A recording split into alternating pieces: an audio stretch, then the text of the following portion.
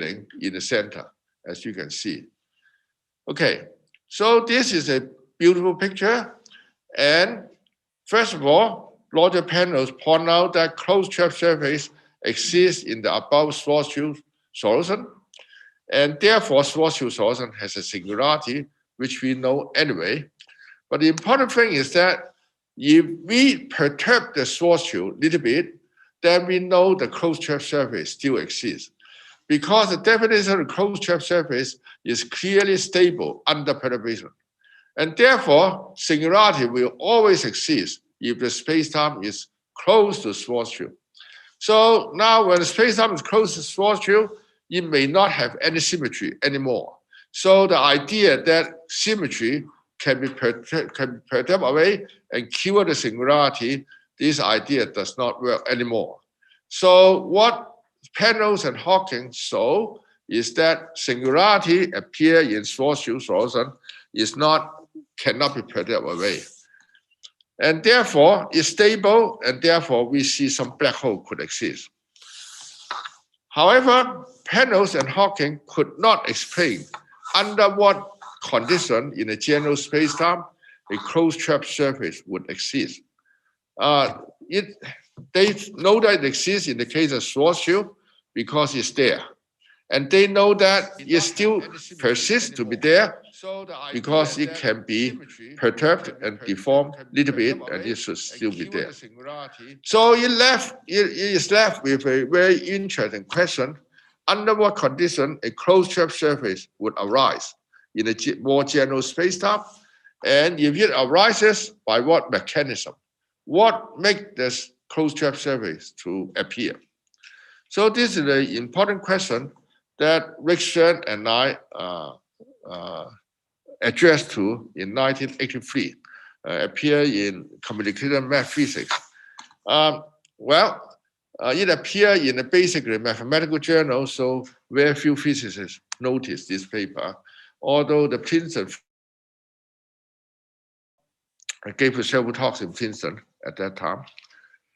So we gave a first existence demonstration based on general relativity, the principle of general relativity, based on the first principle of general relativity, how a closed trap surface would form.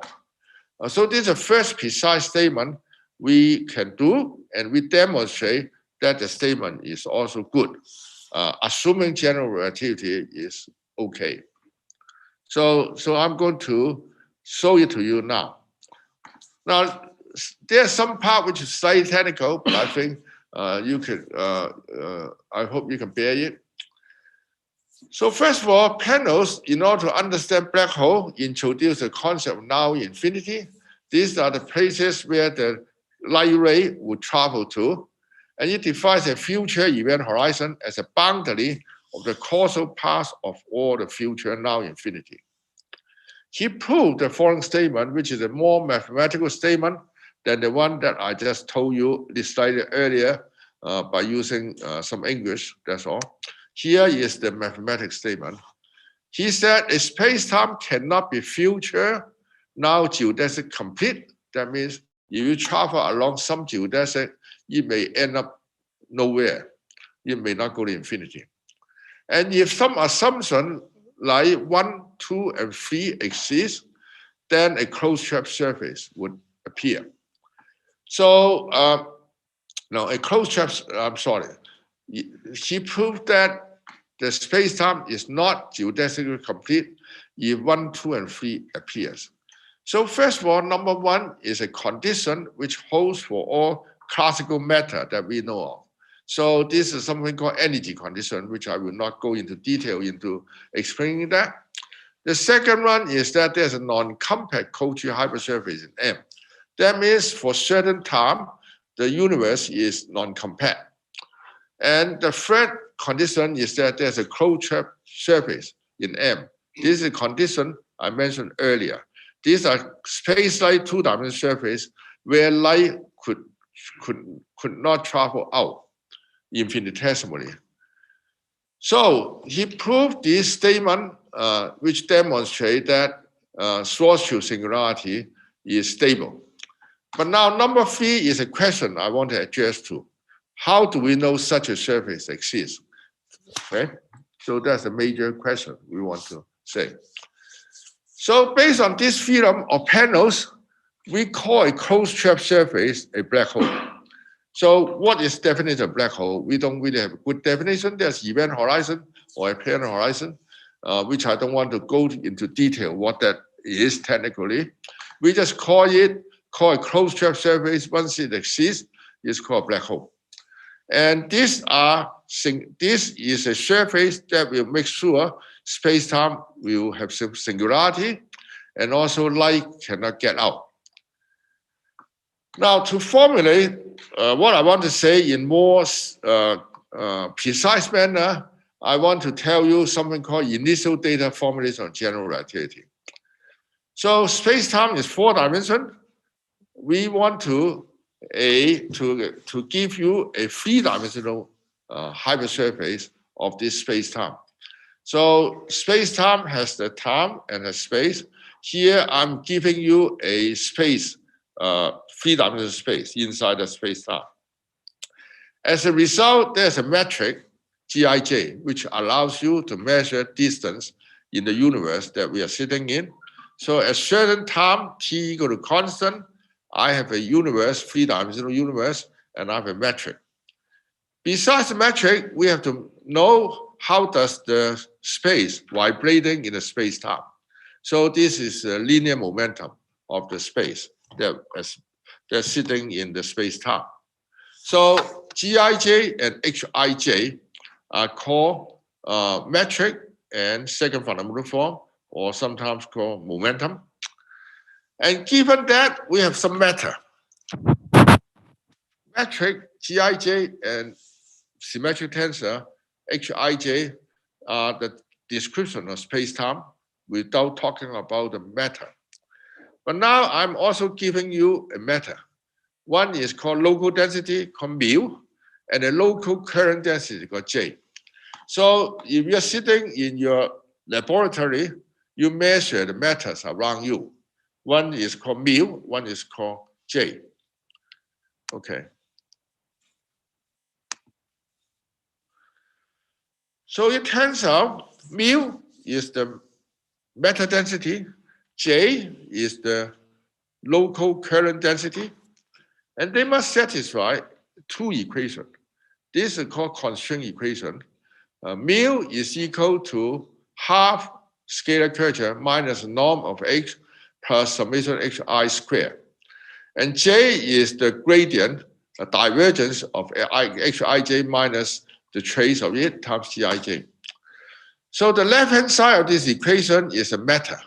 Mu is a matter density, J is a local current density. And the right-hand side is given by gravity, namely R is a scalar curvature of the metric, and H is a linear momentum of the universe at that point. So this is part of the Einstein equation, which shows how matter is linked to the metric and the linear momentum. So there's 4 equations here altogether, and this is called a constraint equation. In principle, based on this data, we can evolve the universe according to the Einstein equation, and we can know the future. That's basic assumption we are trying to do. Now we shall assume mu is bigger than or equal to the norm of J. This is what we call energy condition. It is true for all classical matter as we know it. The local matter density, local energy has to be non-negative, and this is what this inequality says. So this bottom inequality will be assumed throughout the whole talk. So now what do we have? We have 4 equations, which is the Einstein equation, and linking the matter on the left-hand side to gravity on the right-hand side. Gravity is represented by the metric Gij and Hij. Now, we want to define more precisely what a closed trap surface means. So a closed trap surface is a 2-dimensional space-like surface. It's a surface sitting in our 3-dimensional manifold. It's a surface in our universe. It's called apparent horizon if the mean curvature of this surface is equal to trace of h, where h, as I told you, is a linear momentum tensor, is a trace of it over the surface. So roughly speaking, this equation says that either the outgoing or incoming light ray will be dragged back and converge. And as I said, this was demonstrated by Penrose and Hawking, that this will imply the four-dimensional spacetime is not geodesically complete. So from now on, we will call the apparent horizon to be a black hole.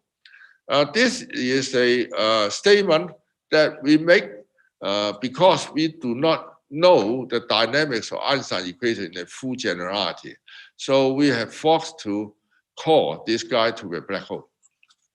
So with this preparation, I now describe what Rick Shen and I did in 1983. We approach the problem of existence of a closed trap surface by establishing some important theorem, which we use to prove the positivity of total mass for an isolated physical system. Very complicated system is a very nonlinear system, and it has no symmetry in general. So even the definition of mass is a problem, and to prove the positivity of that mass is far more complicated than what people think. And this was open for a long time until Rick Shen and I proved it, actually. So this gets a little bit more technical, but I will show it to you what we proved. So in 1983, Rick Shen and I proved the following statement. If the matter density, which is measured by mu minus j, so you look at a clump of domain, a domain inside your universe, take this room, the classroom, if mu minus j, which is the matter density, so matter density is including our body, the table, and all this has a matter density. If the matter density is bigger than or equal to constant, positive constant in this classroom, and if the radius of this classroom is less than or equal to this constant, square root 3/2 pi over square root c. It's a very well clearly defined number. And under this assumption, we proved that a black hole forms.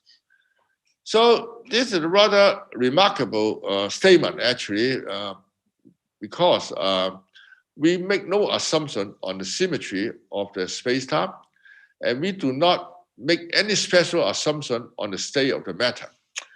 So in many papers, people make assumption on symmetry or assuming the state of the matter, for example, the pressure linking to the density and all that has some condition.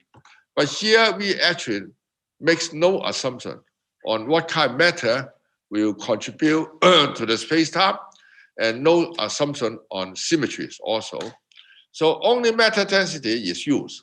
So mu minus j is bigger than or equal to c, bigger than 0 in the domain, and the radius is less than or equal to that. Now, suppose we put it a little bit differently. Suppose we look at neutron star. And roughly, the neutron star is this radius about this, if we normalize the condition correctly. What it says that if the matter density is more dense than neutron star by roughly 2 times of it, then the whole thing will collapse to be a black hole. So basically, this statement says that when a neutron star is, you're putting more matter in the neutron star, then it will go all the way to a black hole. So this is a statement we can prove, and we prove it rigorously. Now, how do we prove it? I'd like to point out the way that we prove it. I think it's interesting. Although physicists may not like this to see more detail, but I think it's instructive to understand how mathematicians work on this problem. So the problem is the statement I make is a clear statement, which says that if matter is very large in some region, a black hole will collapse. This statement, of course, you learn it in popular magazine, and they just talk about it, but they did not realize that it can be formulated in a very accurate manner. And those scale that I wrote down is pretty precise, actually, and also very accurate. when you compare with some black hole. Now, the major argument, that major tool we use to prove the above theorem is non-trivial. So the statement I make about the existence of black hole based on many, many technical statements which accumulate together. The whole proof probably takes more than 100 pages long. But I break it down to several important statements because I think they're useful, in fact. So what we need to prove, a technical tool that we use is the following theorem, which we prove also. Namely, we prove that if we have a region, so like this classroom, as I said, if the boundary of the classroom is mean convex in some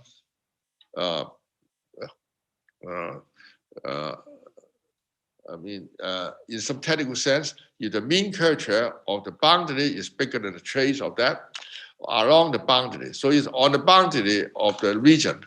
So the region cannot be too funny. That's basically what it says is. Then we prove a very remarkable statement. Inside this room, inside this region, there's no apparent horizon. There's no black hole. And then this assumption, if there's no black hole, then there's a unique solution to the following equation, which I write down here, where F is the unknown. We said that if black hole does not exist in omega-1, in the whole classroom here, F would exist. Gij is given, is a way to measure the distance, the metric tensor, and Hij is a linear momentum I told you earlier. So this equation will exist globally over whole omega-1 if the apparent horizon does not exist. Now this is a funny statement, but it's a major tool we have been using in classical general relativity for the last 40 years. What it says, you can turn it around. It says that if this equation does not admit a global solution, then a black hole must exist. The apparent horizon must exist. So we prove that if there's no black hole, then a unique solution exists. We turn it around, saying that if this equation cannot be true, then a black hole exists. So it's logically the same statement, but it's this statement that we can prove, the last statement. So I want to demonstrate how you can prove this statement. The proof is actually interesting. That's why I want to show it to you. This equation was actually first studied by Zhang, a Korean physicist, but he gave it up because he thought that it cannot have a good solution and therefore is useless. But Rick Shen and I found out a reverse interesting direction. Is far more interesting than Zhang knew. Namely, we do the following thing. We perturb the equation a little bit by putting epsilon f on the right-hand side. You see, in the previous slides, the right-hand side is set with 0. Here, I put epsilon f, where epsilon is positive. When epsilon is positive, we can prove that such an equation always has a smooth solution, whether there's a black hole or not. So a smooth solution always exists, and we call it F epsilon. So this is an interesting statement in contrary to the case when epsilon goes to 0. Now then we look at this equation with F epsilon exists there. And the key observation is that a subsequence of F epsilon converges smoothly in the neighborhood of the boundary when epsilon goes to 0. So F epsilon exists always in a smooth solution, and it converges smoothly when epsilon goes to 0, but only in the neighborhood of the boundary. But it may blow up. F epsilon may blow up vertically along a surface sigma in omega-1. So F epsilon becomes vertical when epsilon goes to 0 along some two-dimensional surface. And this surface, we prove, must be the black hole. So what do? We prove a perturbed equation of what Zhang had always exists, and it will converge smoothly in the neighborhood of bounded omega, so it has something, but it blew up along a black hole. So therefore, we observe that if a black hole does not exist, F epsilon will converge everywhere. So you solve the equation. We can prove. The proof of this statement is non-trivial. I won't go into detail of that. So I want to, this is a statement we use. I want to write it in a more geometrical manner so that we understand this theorem more detailed. So I look at the domain omega 1, and then I take a product with R. So F epsilon actually becomes a hypersurface in omega 1 cross R, because you look at the graph of the function in omega 1. Omega 1 is a function of omega 1. Omega 1 cross R contains its graph. And the mean curvature actually on omega 1 cross R turns out to be very nice, and it becomes this equation. This equation is the same kind of equation that we look at in the case of two-dimensional surface, which defines the concept of a plane horizon, which is the definition of black hole that are used to define. So this is a very nice equation. And what happens is that in this new graph, which sits in omega 1 cross R, so there exists a new submanifold given by the graph. The graph of F is dividing a submanifold, three-dimensional submanifold. It has itself a second fundamental form, which we call it Pij. The graph is x dot fx, as I said here. And it turns out we derive a very important formula. By calculation, this takes a non-trivial work to calculate. Namely, we look at R bar to be the scalar curvature of this graph. It satisfies this inequality, where mu minus j appear on the right-hand side. Now remember what's mu minus j. Mu minus j is a matter density. So what we achieve is that the matter density, which is a physical quantity, is related to the geometry of the space-time by the left-hand side in terms of scalar curvature of the graph. So this is a very important inequality that we can use. And this inequality allows us to do some induction hypothesis, induction. So this eventually is linked to the spectrum of some operator, which I'm always happy to see some spectrum or some operator arise in general relativity. So anyway, I construct using the Zhang equation that I wrote down earlier. I construct a new three-dimensional manifold which satisfies this inequality. Now it turns out if I take M to be the mass density mu minus j, the matter density, I mean, the above inequality implies that for any function vanishing on a boundary, integral m phi square is less than equal to the right-hand side, integral half r bar phi square plus d phi square. So what does this inequality tell you? This inequality tells you, you look at the operator minus Laplacian bar plus r bar over 2 minus m. This is the operator acting on L2 of omega 1 bar. This eigenvalue is non-negative, the first eigenvalue. This is what this inequality said. So what do we construct? We found a inequality assuming there's no black hole. We found a statement in certain Hilbert space. I construct an operator minus Laplacian bar plus r bar over 2 minus the matter density to be non-negative. So I want to now use this statement that the first eigenvalue is non-negative to proceed to find something interesting. So let me show it to you. So the reduction goes in the following way. We prove a lemma, so to speak. This lemma says that if the first eigenvalue of the operator is non-negative. And if I define lambda to be this gadget that I write down here, minimum of 1 over L CO integral from CO to L of ms psi square s pi over L ds. What is this thing? I take gamma to be any curve joining x to the boundary of omega 1.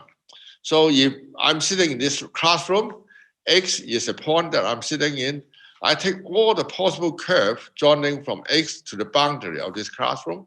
I integrate that integral along the path. I get a number by minimizing among all possible gamma going to the boundary. So of course, psi square is supposed to be equal to 1 instead of putting psi square there. It is just integral of the matter density along this path, average matter density. So I take lambda to be minimum. Remember, ms is non-negative. If ms is positive in some region, in some ring around me, some cell around me, this will be strictly positive. So I proved that, Rick and I proved that if the radius of omega 1 is less than equal to this number, then a black hole will form. So this is actually improvement of the previous statement I make, where I say if the matter density is bigger than equal to C, then it's less than that. Here I allow some possibility of M to be zero, trivial in some region, but large in some cell. So this gives you some procedure to allow the black hole to form, even though the matter density is not uniform everywhere. Now, so let me demonstrate to you how we prove this statement. This statement is rather fascinating to me because we use a dimension reduction argument, which I think is the first time ever used in geometry. And so I like to demonstrate to you. This argument is used later, much more later. But here, so let me tell you how we do this induction. I will go a little bit fast in case you don't follow. Given the manifold M, the three-dimensional manifold, we have a scalar curvature and we have the operator to be positive. What we do is that we look at the first eigenfunction of this eigenvalue problem, where lambda is non-negative. You remember our assumption is Laplacian plus m minus r2 has positive first eigenvalue. So this equation shows that is the case where I assume lambda is non-negative. And the first eigenfunction always has positivity. F is strictly positive in the omega 1. So I have a positive function, which is the first eigenfunction, the ground state for this operator. So the ground state is useful. And what I do is that I use the ground state to deform the metric. So I take a curve from gamma. I take a gamma to be curve, so that for any sigma spanning this gamma, we define functional by putting the f there. F is the first eigenfunction, which is positive. I define new area function with a weight. The weight is f, the first eigenfunction. I integrate over sigma, and among all this sigma, given a curve gamma, I then minimizing the functional f sigma to produce a sigma, which minimizing this functional af. That's what we do. So given a Jordan curve inside our region sigma 1, omega 1, I'm minimizing this. And I can prove such a sigma exists by standard argument that we knew of. And since it's minimizing the functional, we know the second variation of this functional is non-negative. And therefore, I can find another operator that looks more complicated, but if you streamline it, it's actually not so bad. This operator L would be non-negative. That's followed from the fact the second variation formula is non-negative. So what we do is that over this we have found a functional L, I mean the operator L, which is non-negative.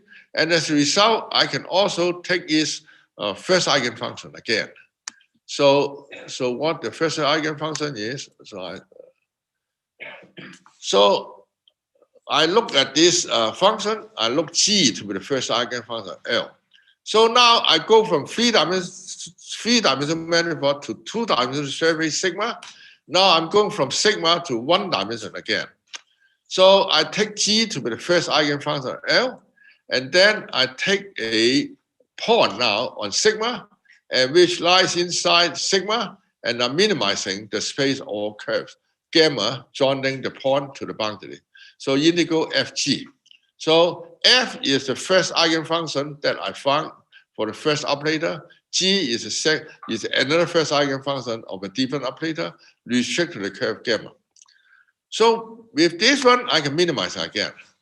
And I found another operator, second variation formula, shows that this operator is non-negative. So I'm going through induction from three-dimensional manifold to two-dimensional surface. From two-dimensional surface, I go down to a curve. And finally, we prove that this operator on the curve now is non-negative, has first eigenvalue in this interval, CO to L is non-negative. But this is an operator which we know how to handle. Much easier. It's ordinary differential equation. And if I define capital lambda by this one, it's very easy for you to work on it, and then you prove this, this statement. Well, if M is constant, of course, you know this is Stern-Liouville harmonic oscillator. You can calculate everything. If M is not a constant, you still can derive this statement that's wrote down here. So it's in this way I prove the length of the radius of the domain is less than or equal to this number, where lambda would be the lower bound of the matter density. So this gives rise to the statement I proved for you in the case of black hole. So this is the statement I used the matter density inside to prove it, but this statement can be strengthened if there's no matter. Even if there's no matter, previously Rick Shen and I say that if the matter density is very large, a black hole will form. But now, even if the matter is trivial, there's no matter inside, the boundary, on the other hand, could contribute something for a black hole to exist.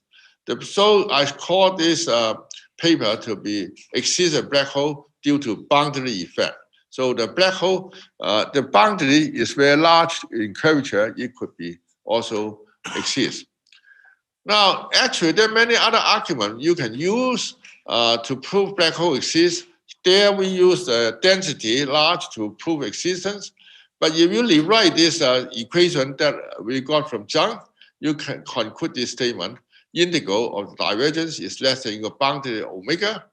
And you can prove that using divergence theorem that if the Hij, the linear momentum, is bigger than a constant times Gij, lambda times Gij, you set capital lambda to be the mean curvature H minus lambda, then you can prove this statement. So therefore, you can also prove that if this holds, there's a conditional Hij, you can also prove exists a black hole. So there are many other statements you can prove exists a black hole. Lambda need not be constant, and then you can find an operator to make sure the black hole exists also. So there are various kinds of conditions you can prove exists a black hole. But the most interesting one was the one that I just stated, namely integral or the mean curve of the mass density large, then you form a black hole. And you can prove such condition will form even at the beginning. It does not hold by the Everson-Einstein equation. It will hold at a later time. Let me not go into that later. There are many more generalizations of this statement due to many people. So let me not go into that. Now, we can generalize many of these statements further and further. But we shouldn't find it difficult to understand better, because we found that the definition of mass linear momentum, angular momentum are not so well defined. In general relativity, what we use about mass, linear momentum, angular momentum are usually for isolated physical system. And so it is an important question when I address to the excited black hole that I have to go back to see what was known before. The problem actually went back about 100 years ago when Einstein and Hilbert constructed the field solution. The field equation is very nonlinear in nature and has no symmetry. So how to define the classical quantity? This becomes a major problem up to now. The equivalence principle demands that every physical quantity should be independent of choice of the local measurement, local frame for measurement. But we know that from geometry that when the metric, which is defined by the gravitational potential, it has a normal frame where the first differentiation of the metric tensor is 0. We can always choose such a frame. As a result, general relativity exhibits great difficulty in defining mass density because the mass density would depend on the first order differentiation of the potential. And yet it could be set in equal to 0 in some frame. That means it must be identical 0. So general relativity already shows big difference from Newtonian mechanics on this point of what mass means. So, if I want to discuss the previous question, I will encounter difficulty because we don't know what mass means. If we want to replace matter density by a mass, total mass of the subject. So it's also important if we want to define a binding energy of two binary stars interacting with each other, because we need to know the mass of each star in order to define the binding mass. And therefore, we need to know to define something called quasi-local mass. This was already considered way back in 1970s by Roger Penrose and also by Hawking. In fact, in my book, Seminar in Dependent Geometry, published by Princeton University Press, Penrose lists this one as the first major problem in classical general relativity, namely to define what a mass means for a local domain in space. So this has been puzzling for a long, long time. And many attempts has been made to make a good definition of such a quasi-local mass in the last 50 years. And I put down some assumption that it must satisfy in order for it to be meaningful, what quasi-local mass means. And so the first condition is to be gauge independent, cannot depend on the local frame, and it should be non-negative. And it has to be trivial when the surface is not sitting, when it has to be trivial when the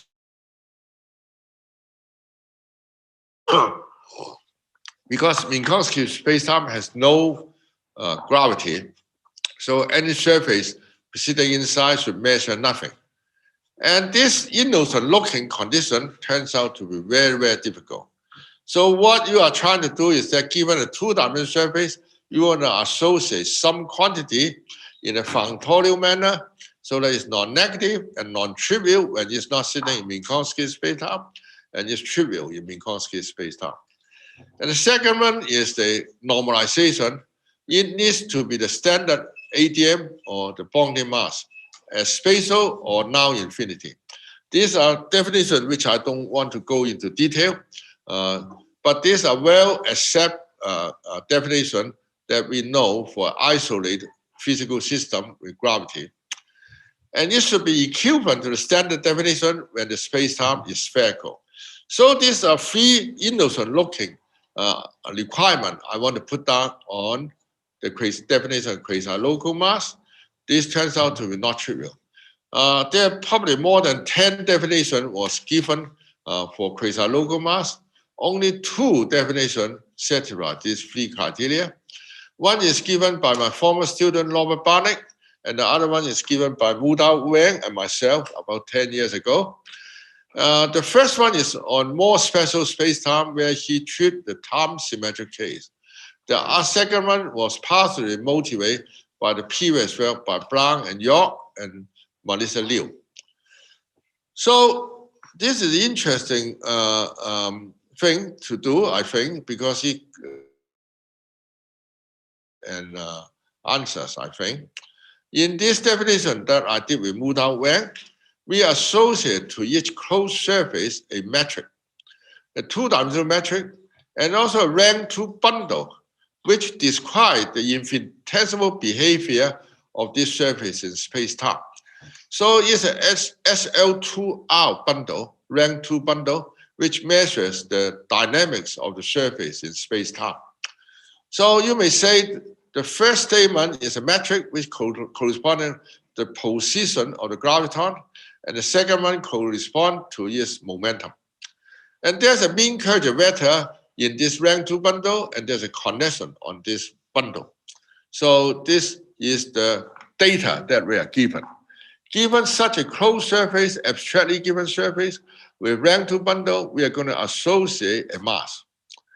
And then we evaluate this quasi-local mass of these two surfaces with this data, which I just mentioned, the metric plus sigma. Sigma is we can do it quite well. And suppose we isometric embed this surface, two-dimensional surface, into the Minkowski space-time. This is part of our definition that we want to use. We isometric embed sigma in the Minkowski space-time. And also, we found a surface, sigma naught, sitting in Minkowski space-time with the same induced metric as sigma. Namely, the metric sigma is the same. And then we look at the quasi-local mass in terms of the mean curvature of H of the original surface. H naught is the surface of sigma naught. Basically, we are defining quasi-local mass by using these quantities, which I will show it to you now. Now, so the data is this. The physical data is a metric plus the mean curvature and give rise to this thing, the metric plus the norm of H and also its connection.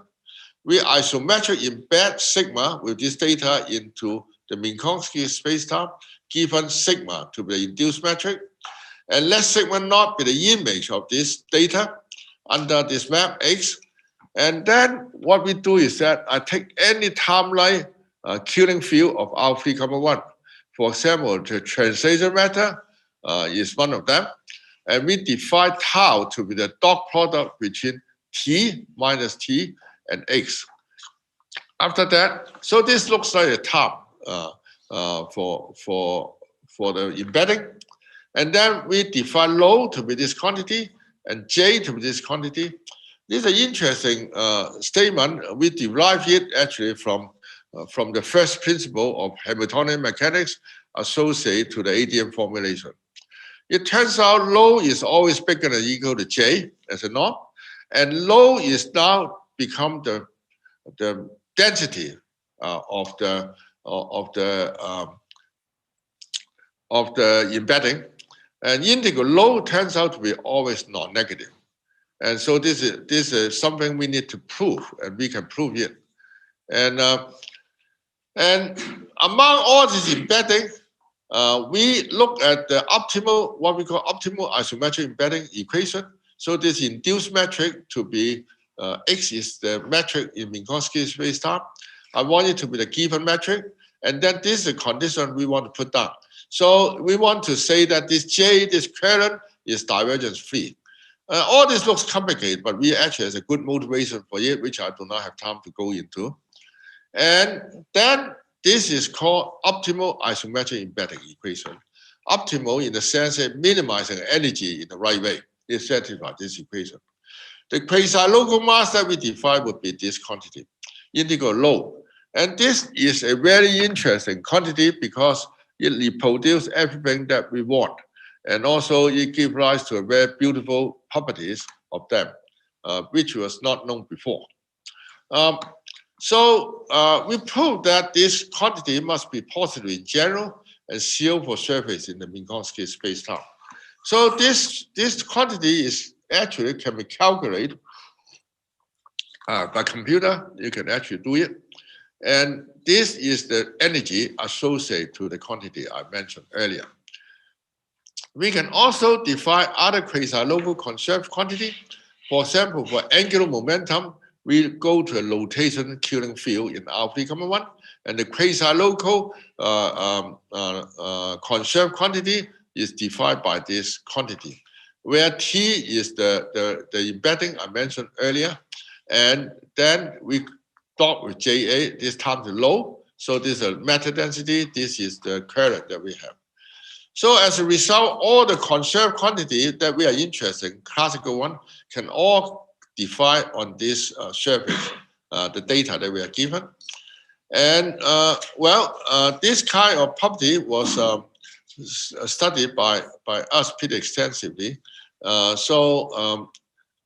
should mention that, let me bypass it. So angular momentum is especially interesting because it's a very important question for a long time, which we solved recently. This is a K metric, which has angular momentum given by A. And this angular momentum turns out to be the same as what we define by using the local quasi-local quantity we use. And angular momentum is a difficult thing to do in a classical way because it diverges easily. But it turns out by using this formulation, we were able to prove, to clarify most of the concept that we want. And then, so we allow us to formulate a conjecture. The reason I go for this is that it allows us to stay at least to formulate conjecture, which went back to Kip Thorne many years ago. Namely, if a quasi-local mass of closed surface with space-time mean curvature vector is large compared with its circumference, a black hole should form. So we can at least state the statement, but we are not able to prove this statement yet. We can prove it in some special cases, but not enough. But in any case, I think it's fascinating to continue to research in this direction because we see some interesting definition, and actually it's not just definition, because in order to demonstrate this definition satisfy all the classical requirement, there's a huge number of work that we need to produce to demonstrate them. And recently, Pundan Chen, my former student, and Mudao Wang, and Ye Kai Wang, and I make use of the definition of quasi-local angular momentum to study the flux of total angular momentum for asymptotically flat space-time, which respect the symmetry of the global BMS group and now infinity. This has been a major problem for a long time. We were able to fix the quantity to make sure this makes sense, the flux of total angular momentum. This is important to understand the gravitational radiation that are created by angular momentum. So many people believe that the content of gravitational radiation are created by angular momentum. At least we have write down the definition and what it means and what it's supposed to be. So there are also many questions relating angular momentum of a black hole related to its total mass, which I do not have time to go into. So I think I'll stop here. Thank you.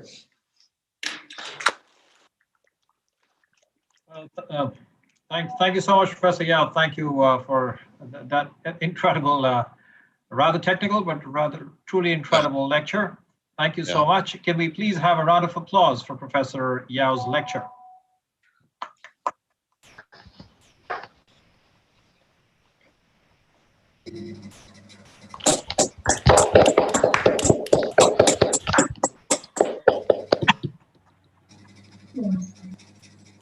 Okay,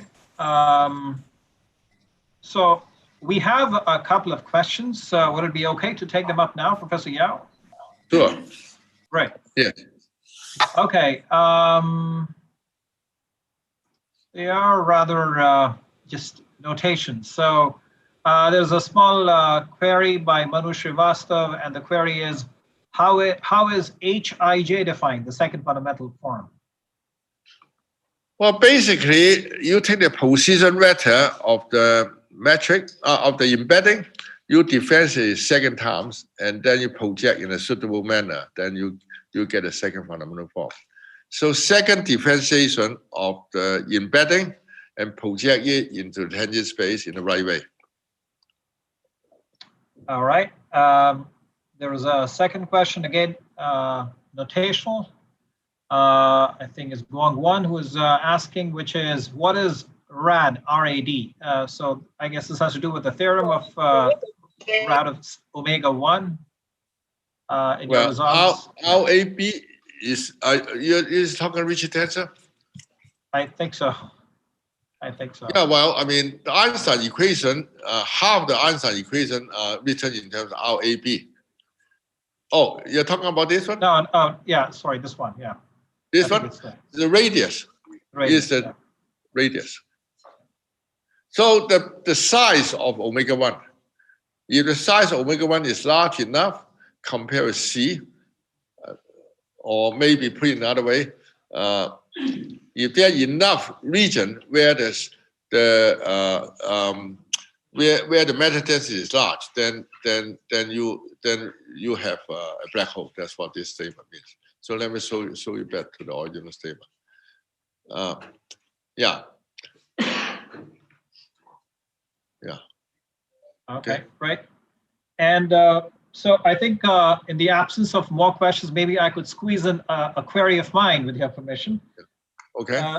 So if I recall, at about 2005 or so, there was, I think, a paper by Galloway and your friend Richard Schoen, right, which had to do with, I believe, looking at higher dimensional solutions of the Young's equation and right, your theorem. So what is the status of that work now, or that kind of work? And the second has to do with, though you talk about these isometric embeddings into Minkowskian spaces, but I mean, are your theorems and easily extendable to Minkowskian spacetimes?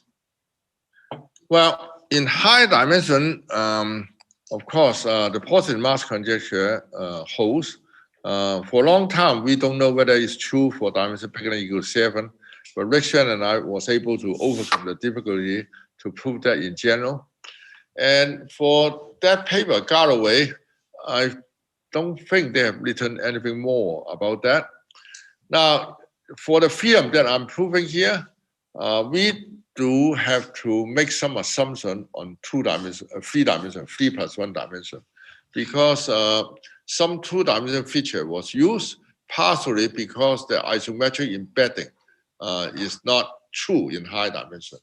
So 2-dimensional surface can be embedded in R3,1 isometrically without any problem, because any surface can be isometric embedded into 3-dimensional hyperbolic space form. The hyperbolic space form is one of the hyperbola in the light cone.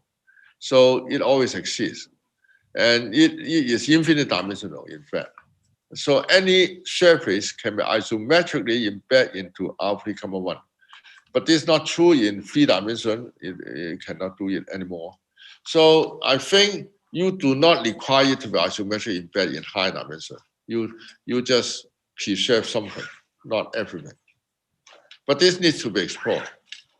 Okay, and probably just related, just more or less exactly the same thing, but I'm just rephrasing my question, which is, so you took us through these arguments of dimensional reduction. Is dimensional right. oxidation arguments possible to be applied to get higher dimensional analogs of your theorems? Oh yeah, we do that in high dimension. That's the argument we use to prove the positive mass conjecture in high dimension. We still do the dimension reduction. Okay. Dimension reduction encounters some difficulty in dimension bigger than or equal to 7 because of singularity of the minimal surface. Regularity on minimal hypersurface gave trouble, but it was overcome by us. Okay. Very good. Okay, so okay, there was a quick question which has just come in. Yeah. And the question is by Indulekha, and the question is, could you please comment on the question of whether a charge at rest with respect to you in a gravitational field appears to you as radiating or not? Well, charge can come in all the way. There's no problem. As I said, the matter can be anything in our formulation. It's just internal matter density. So we could have charge, we could have angular momentum, we could have all those. I'm not sure I understand the question correctly. All right, I think, yeah, sorry. Okay, I think with that, we would thank you once again so much, Professor Yao, for taking the time out to give a talk, a lecture in this series. Thanks so much. And thank you. And please stay safe. Bye-bye. Okay, bye. Bye. Thank you. Bye. Bye. All right, team. So we come to the end of the meeting. Thanks once again. So, so there was a reminder. Could you please, all of us,